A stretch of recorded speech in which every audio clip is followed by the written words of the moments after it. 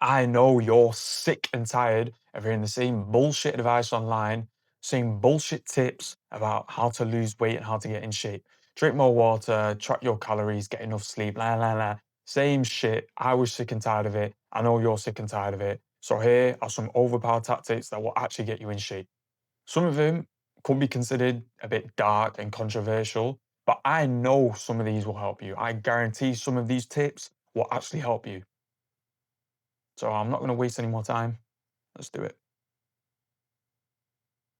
I'm messing. Obviously messing.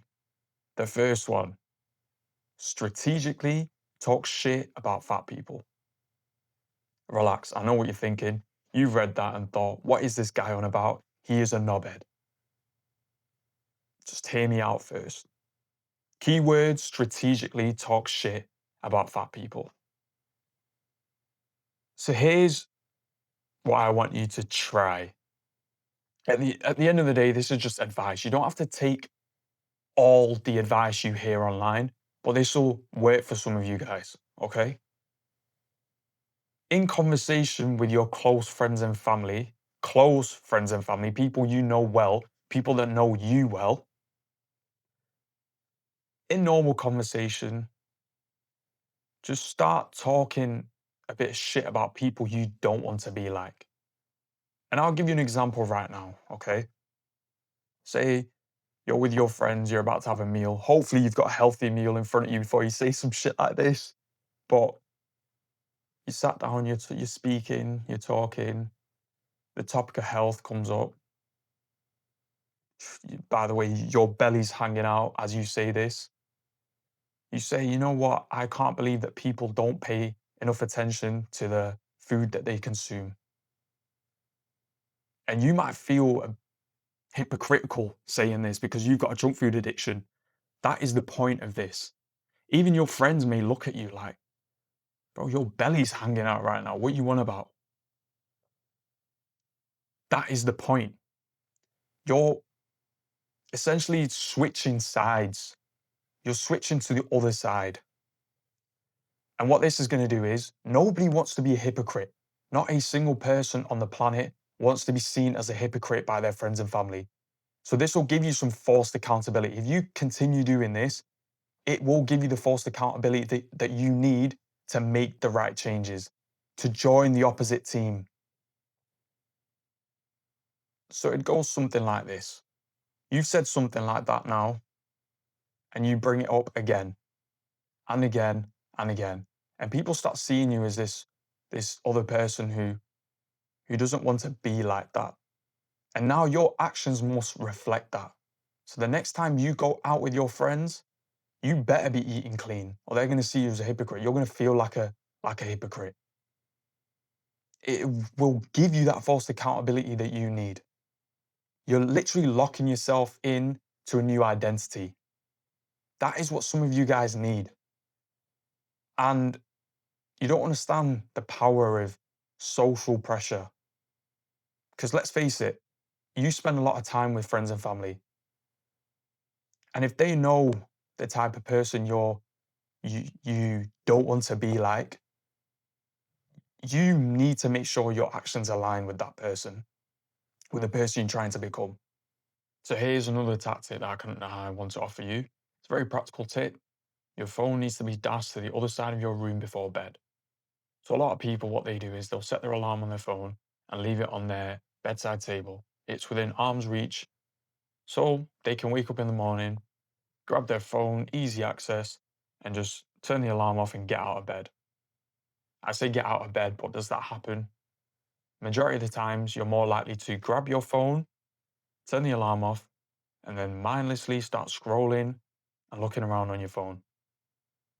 Let's be honest, that is what happens. So what I want you to do instead, leave your phone on the other side of your room before bed. So when the alarm goes off in the morning, you're forced to get out of bed and actually exert some energy and walk over to the other side and turn your alarm off.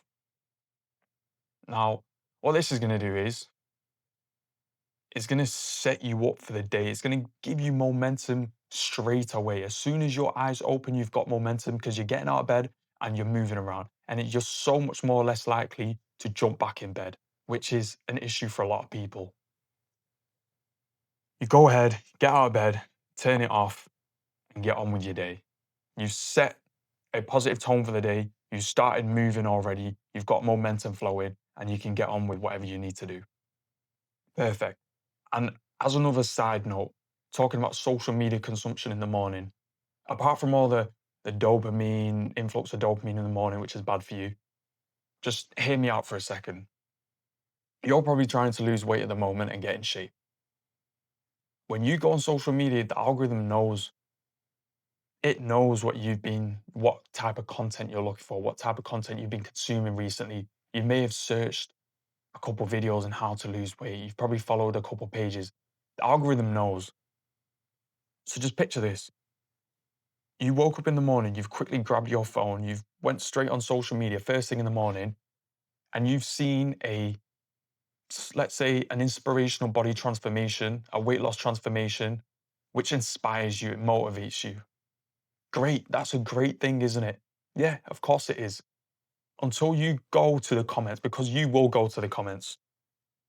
You're going to go to the comments, you're going to read these comments. Oh, so inspirational. Wow, wow, wow. And then you're going to find a negative comment on that video while you've been mindlessly scrolling first thing in the morning. You're going to see a negative comment that may go along the lines of, this isn't achievable naturally. He's had some help or he's used something. Just that one negative comment may skew your whole mindset on your weight loss journey. Just that one single comment. I'm not saying that it will, but it could. For a lot of people I've seen it, it does. You read that and then you start coping. You may not have felt motivated in the morning to actually go and do what you needed to, but you may have read that comment and been like, you know what? I'm on my weight loss journey right now. This comment may actually be correct. And then you feel demotivated all of a sudden, just like that. One comment, reading one comment is all it takes. So just be wary of these small things. Maybe thinking, how is something as simple as this going to help me on my weight loss journey? You'd be surprised. You would be surprised. So the next one, I'll lose it all mindset. And this is another toxic one, but it worked for me and it will work for some of you guys. You may be in the process of losing weight at the moment and you might have made some progress so far. You may be a month in, 2 months in, 3 months in. You've made some progress. Now, you're going to have these days where you wake up and you cannot be bothered. You just cannot be bothered. You'll have these nights where you just want to eat everything in sight, and it's going to happen to you. With enough time, it will happen. No matter how motivated you are right now, how disciplined you think you are, it's going to happen. Here's one thing that you can do. You can think to yourself, if I mess up today, you literally need to look at yourself in the mirror and say this out loud to yourself. If I mess up today, I'm going to lose all my progress. I'm going to lose it all. And you need to firmly believe that. I know it may seem unhealthy, but for some of these days, you need this type of mindset. Look in the mirror and just think, if I pig out today, if I binge out today, I'm going to lose all my progress. Are you going to lose the progress? Probably not. But just use this tactic sometimes. It can help you in so many situations where there's so much friction building up and you've worked so hard to make the progress. You worked so hard. You stayed consistent for so long. I'll lose it all if I don't adhere to the diet today. I'll lose it all if I don't get to the gym today. I'll lose it all if I do not work out today. This will definitely help some of you. Definitely. Prepare and plan a living nightmare. So with this one, it's as simple as this. You need to sit down grab a piece of paper, not even a piece, grab a couple pieces because we're going to be writing down worst case scenario and just keep writing. Just don't stop. Just continue for hours if needed.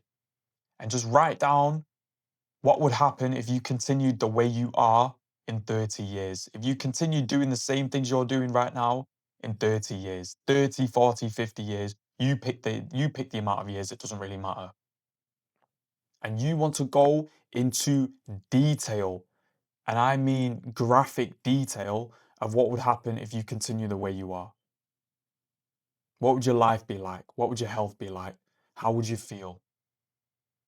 What would your family think of you? What would strangers think of you? What would friends think of you? Go into detail, and you can start this off with in 30 years, if I continue the way I am, I will be obese. Which will lead to breathing problems. This is just an example. The breathing problems will mean I don't sleep well. I don't get enough sleep, so I will be delirious all the time. The delirium will catch up to me, and I won't be able to enjoy life anymore. I won't be able to feel happy anymore. People around me will think differently of me. I won't be able to take care of my hygiene anymore. I will live in delirium. I won't be able to think clearly. I won't be able to do the things that I enjoy. I won't be able to live. I won't be able to move around. You need to go into extra detail and keep writing about how that would make you feel, how that would make your family feel, and just keep going. What would this lead to? What would that lead to? What would happen then? What would happen then? What could this mean? What if this happens? What would my future kids think? You need to just keep going down and just keep writing. Keep writing. Plan a living nightmare. Because this is actually the reality for some people. It genuinely is a reality for some people. And just knowing that that could be you should scare you. It will scare you into change. So sit there and just keep journaling. I don't care how long it takes. Just keep thinking of the worst case scenario, worst case. And I guarantee it'll snap you into change. So the last one is burn your money. And this is just you tying money to the ultimate goal. And you can do this in a lot of ways. Could be buying the more expensive gym membership, could be buying the expensive gym clothes, the one-to-one coaching, the expensive groceries. This is locking you in to that path. Using money to lock yourself in to a specific path and plan. And it's as simple as this.